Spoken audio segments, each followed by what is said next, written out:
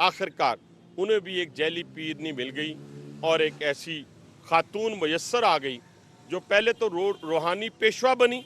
और खुदा के लिए कभी दुनिया के अंदर और ख़ास तौर पे इस बरसगीर के अंदर आपने देखा होगा कि किसी रूहानी पेशवा के घर में नकबज़नी की जाए। ये वाहिद मुरीद था जो रूहानी पेशवा के नज़दीक गया और क्योंकि मायूसी में घिरा हुआ था, जैसे बहुत सारे नौजवान जो हैं वो सन्यासी बाबा के पास जाते हैं मायूसी में घिरे हुए, इसी तरीके से बानी पीटीआई भी उस मायूसी से निकलने के लिए किसी ने बताया कि फ़लाँ पीरनी के पास चले जाएं और फिर उस पीरनी ने, आपको मालूम होगा कि 2017 से लेके और 2018 जनवरी में जब उन्होंने अपने घरेलू ज़िंदगी का आगाज़ किया बानी पीटीआई के साथ, तो फिर क्या क्या गुल खिलाए। हुकूमत के अंदर जादूगरनी के हाथ में था और वो जादूगरनी क्या किया करती थी, ज़रा सुनते जाएं कि आज आपने 5 बजे से पहले पहले पीएम हाउस से निकल जाना है, 12 बजे के बाद पीएम हाउस में आना है, दोपहर को आपने फ़लाँ से मिलना है, फ़लाँ से नहीं मिलना, फ़लाँ कैबिनेट में होगा, फ़लाँ नहीं होगा। जितने दरीना दोस्त थे उनसे किनारा कशी इख्तियार कर ली गई और प्ले बॉय से लेकर इस मुल्क के आईनी इक़्तिदार तक वो कैसा कैसा रहा। अब उसकी तफसील में जाने से पहले मैं ये ज़रूर कहूँगा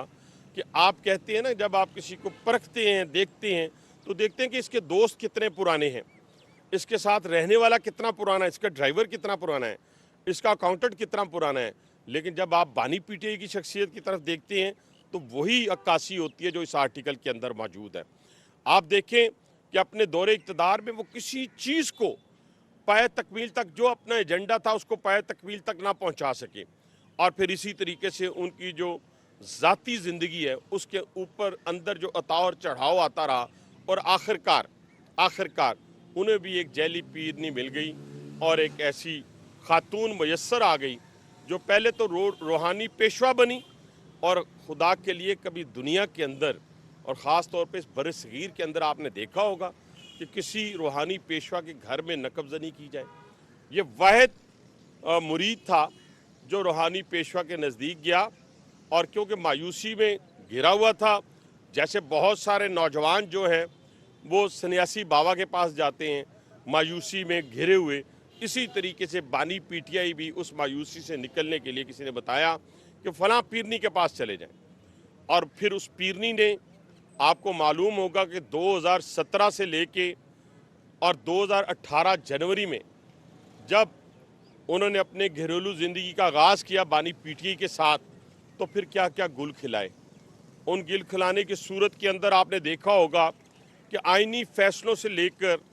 कैबिनेट बनाने से लेकर क्या क्या वहाँ पर काम ऐसे नहीं किए गए, ऐसी खराफात नहीं की गई जिससे शायद आजकल का पढ़ा लिखा तो दूर की बात है, जिस शख्स ने अलफ बे ते भी नहीं पढ़ा वो भी तौबा इस्तग़फ़ार कर रहा था। आज जिन ड्राइवर्स के मुंह से, वहाँ के केयर टेकर के मुंह से, बनी गाला के जो और प्राइम मिनिस्टर हाउस के केयर टेकर्स के मुंह से जो बातें निकल रही हैं और जो हम सुना करते थे, वही आज द इकोनॉमिस्ट में लिख दिया गया है। पूरी दुनिया को बता दिया गया है कि कितना ख़तरनाक वक्त गुजरा है पाकिस्तान के ऊपर, कि किसके हाथ में था इक़्तिदार, जो जादूगर हुकूमत के अंदर जादूगरनी के हाथ में था। और वो जादूगरनी क्या किया करती थी, ज़रा सुनते जाएं कि आज आपने 5 बजे से पहले पहले पीएम हाउस से निकल जाना है, 12 बजे के बाद पीएम हाउस में आना है, दोपहर को आपने फ़लाँ से मिलना है, फ़लाँ से नहीं मिलना, फ़लाँ कैबिनेट में होगा, फ़लाँ नहीं होगा। जितने दरीना दोस्त थे उनसे किनारा कशी इख्तियार कर ली गई। फिर क्या हुआ, कभी किसी जानवर का सर जला हुआ मिल रहा है, कभी क्या किसी की खोपड़ी मिल रही है और मिर्चें वहाँ से पता नहीं, दुनिया की कोई खराफात जिनका तो मुझे इल्म भी नहीं है और मैं इल्म में जाना भी नहीं चाहता, वो सारी खराफात वहाँ पे किए जाते रहे और इसके साथ ट्रांसफ़र, पोस्टिंग्स सब एक जादूगरनी के हाथ में आ गई। और कौन था इस मुल्क का हुक्मरान, कौन था इस मुल्क की, उस मुल्क का हुक्मरान था जो मुल्क जो है एटमी कुव्वत रखता था, उसके हाथ में वो जादूगरनी आई और उसने आकर इस मुल्क के तमाम आईनी फैसले करने शुरू किए, कैबिनेट के करप्शन की इंतहा की और उस करप्शन की इंतहा को आज यहाँ पे एक्नॉलेज कर दिया गया इस आर्टिकल के अंदर। फिर क्या हुआ, फिर ये बन गया जी मेरे साथ अगर शादी हो जाती है तो आप वज़ीर आज़म बन जाएंगे। आप वज़ीर आज़म बन गए, जैसे मैंने पहले कहा कि किसी के पास जाली पीर के पास जाएं तो वो तो कह देगा, तुक्का लग जाएगा उसका, और उस तुक्के की सूरत में सारे लोग जो हैं वो मोहल्ले वाले जो हैं उधर ही भाग रहे होते हैं। मैं उसकी ज़्यादा वजाहत नहीं करता। और उस तुक्के की बुनियाद के ऊपर तमाम तर कब्ज़ा जो है उस खातून का हो गया जो जादू के ऊपर, काले जादू के ऊपर यकीन रखती थी। और फिर इसके साथ साथ क्या हुआ, आपने देखा होगा कि हमारे तमाम जितने इस मुल्क के नज़दीक तरीन हमसाया ममालिक थे उनके साथ भी हमारे ताल्लुकात को ख़राब कर दिया गया। उनको छोड़ दें, सऊदी अरब हमसे दूर हो गया, चाइना हमसे दूर हो गया, आप यूरोप की बात, आप ईरान की बात करें, सब की बातें, क्योंकि पीछे कहने वाला कोई और होता था, करने वाले मौसूफ थे बानी पीटीआई, पीछे से कहने वाली वो खातून थी जो उस रूहानियत के ऊपर यकीन रखती थी। मैं रूहानियत की बात, रूहानियत तो चीज़ ही कुछ और है, उस जैली पीरनी वाला किरदार अदा कर रही थी जो लोगों को धोखा देने वाली थी,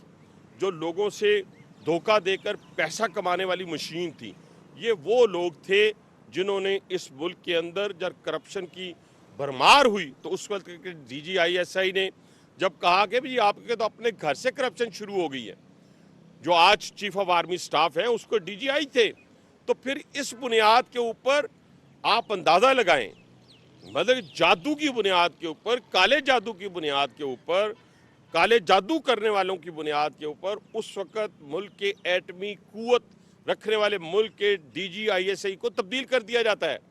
क्यों? कि उन्होंने उनके घर की जो करप्शन थी वो बानी PTI के सामने रख दी गई। तो ये ऐसे मजाक किए गए और उसके बाद जितनी इस्लाहात करनी थी वो पीछे रह गई, वो कोई किसी को जानने वाला ना रहा और सिर्फ एक ही आवाज़ आती थी कि आप बुशरा बीबी को खुश कर लें, बुशरा बीबी को नाराज़ किया तो आप कैबिनेट से बाहर, बुशरा बीबी को खुश ना किया तो आपकी दोस्ती पिछले 30 साल की ख़त्म, बुशरा बीबी को खुश नहीं किया तो वज़ारत आला से फारिग, बुशरा बीबी को खुश नहीं किया तो आप यहाँ MP और MA नहीं रह सकेंगे, आपको टिकट नहीं मिलेगा। यानी अजीब इस मुल्क के अंदर सूरत हाल को बना दिया गया। मैं सिर्फ आपसे ये कहना चाहता हूँ कि अब भी बुशरा बीबी के कहने के ऊपर जो जो कुछ हुआ, कैबिनेट KPK की बनी, उससे पहले वज़ीर आला चेंज हुआ, अगर इसी तरीके से इस मुल्क को चलाना था या चलाना है तो इंशाल्लाह ये मुल्क इस तरह हम इनसे नहीं चलने देंगे। मुल्क इंशाल्लाह चलेगा, लेकिन आईनी हदूद के अंदर रहकर, और वो लोग चलाएंगे जो अल्लाह पर यकीन रखने वाले लोग हैं। और वो कौन लोग हैं? जिन्होंने हिंदुस्तान को 10 मई को शिकस्त दी, अपने से कई गुना बड़े शख्स को, अपने ईमान के बलबूते के ऊपर, जादू नगरी के बलबूते के ऊपर नहीं, जादू के बलबूते के ऊपर नहीं, बल्कि आज दुनिया के अंदर वज़ीर आज़म पाकिस्तान और फील्ड मार्शल का जो इस्तकबाल होता है वो जादू टोने की बुनियाद के ऊपर नहीं होता, सलाहियतों की बुनियाद, ईमान की बुनियाद के ऊपर। आज दुनिया जो है, आज हमारी खारजा पॉलिसी को सलामी पेश कर रही है, सलाम पेश कर रही है। इसी तरीके से आज फील्ड मार्शल को दुनिया का हर मुल्क जो है वो इंतज़ार कर रहा होता है। दुनिया के बड़े से बड़े ममालिक जो हैं वो कह रहे होते हैं कि हम अपने आपके फील्ड मार्शल को देखना चाहते हैं, वज़ीर आज़म को मिलना चाहते हैं, उनसे पूछना चाहते हैं। आज सेंट्रल एशिया को वो लीड कर रहे हैं, मिडल ईस्ट को वो लीड कर रहे हैं। तो इन बुनियादों के ऊपर, ईमान की बुनियादों, मेरी गुजारिश ये है बानी PTI के फॉलोअर से कि आज ये जो अथेंटिक आर्टिकल आपके सामने आया है ये पढ़ लें, देख लें, सोच लें, और आप देखें कि आप कहाँ खड़े थे, या जो अभी भी खड़े हैं वो सोच लें कि वो कहाँ खड़े हैं। आज इस मुल्क को हमने भंवर से निकालना है। हमने जैसे दुनिया के अंदर अपनी अस्करी कुव्वत का डंका बजा है, उसी तरीके से अब हमने इकॉनमी के बुनियाद के ऊपर पूरी दुनिया के ऊपर छा जाना है। और हमने सेंट्रल एशिया तक भी जाना है, लीड कर रहे हैं, हम मिडिल ईस्ट को लीड कर रहे हैं। इंशाल्लाह ताला पाकिस्तान ता क़यामत ताबिंदा और पाइंदा रहेगा। बहुत शुक्रिया जी। सर, आपके इस आर्टिकल